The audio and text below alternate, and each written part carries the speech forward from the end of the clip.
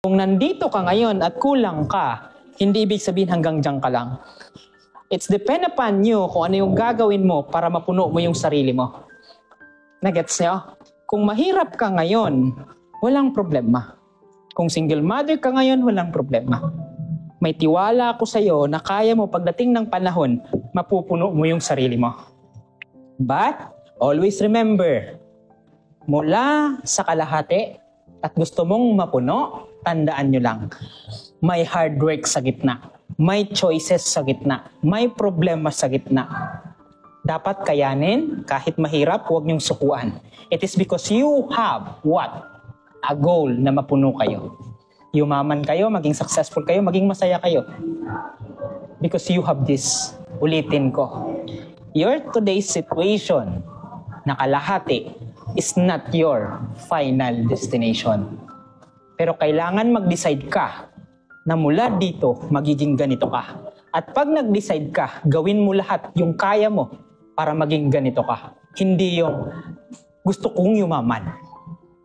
Pero walang ginawa. Gets? Kahit ako, hindi pa ako mayaman, sa totoo lang. Pero sinishare ko to sa inyo kasi gusto ko, malay ninyo, mas magiging mayaman pa kayo. Magpasalamat pa ako. Kasi nakuha nyo yung ideya na binibigay ko sa inyo. Ulitin ko, your today's situation, kung isang kain ka lang, isang kahig ka lang, hindi yan yung final na destination mo. Pwedeng mapuno yung sarili mo. Nakadepende sa inyo. Ulitin ko. Kung mahirap ka ngayon, walang problema. Kung single mother ka ngayon, walang problema. May tiwala ako sa'yo na kaya mo pagdating ng panahon, mapupuno mo yung sarili mo. Kasi bakit? Nasa Diyos ang awa, nasa tao ang gawa. Kahit sabihin mo, nagdasal ka na dapat ganito, paano kung maghapon kang nakaupo? Makukuha mo? Hindi.